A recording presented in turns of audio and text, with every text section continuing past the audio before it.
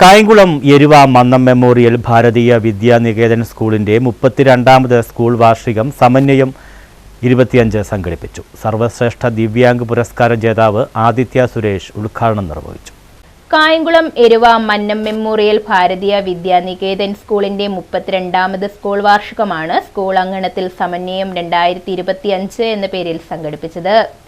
8 പേരെ കൊല ചെയ്യാൻ പ്ലാൻ ചെയ്ത വ്യക്തി മാതാവടക്കം 6 പേരെ മർദ്ദിച്ചു.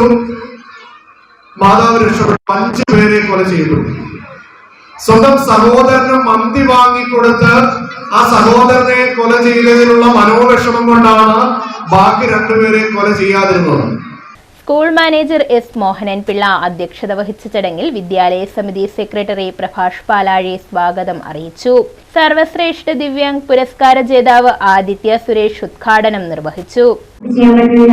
മാക്സിമം പഠനത്തിലും പാഠ്യേതര വിഷയങ്ങളിലൊക്കെ പ്രഗത്ഭരാവുക എന്റെ പ്രിയപ്പെട്ട കൂട്ടുകാരെല്ലാവരും.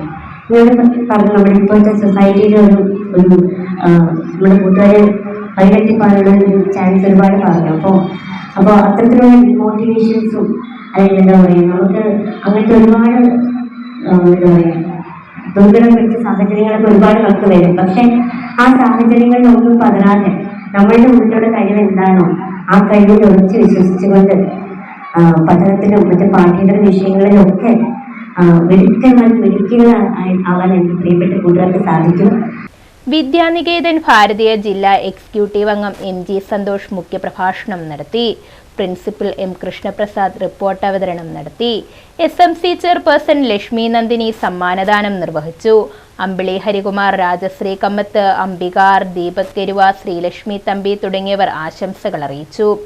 32 വർഷക്കാലമായി സ്കൂളിൽ സേവനം അനുഷ്ഠിച്ചുവന്ന അധ്യാപിക MS ഷീല, ശ്രീലത എന്നിവർക്ക് ചടങ്ങിൽ യാത്രയയപ്പ് നൽകി. തുടർന്ന് കുട്ടികളുടെ വിവിധ കലാപരിപാടികൾ അരങ്ങേറി. സ്കൂൾ മാനേജിംഗ് കമ്മിറ്റി അംഗങ്ങൾ, മാതൃസമിതി, SMC ഭാരവാഹികൾ തുടങ്ങിയവർ പരിപാടികൾക്ക് നേതൃത്വം നൽകി. News bureau, Kayamkulam.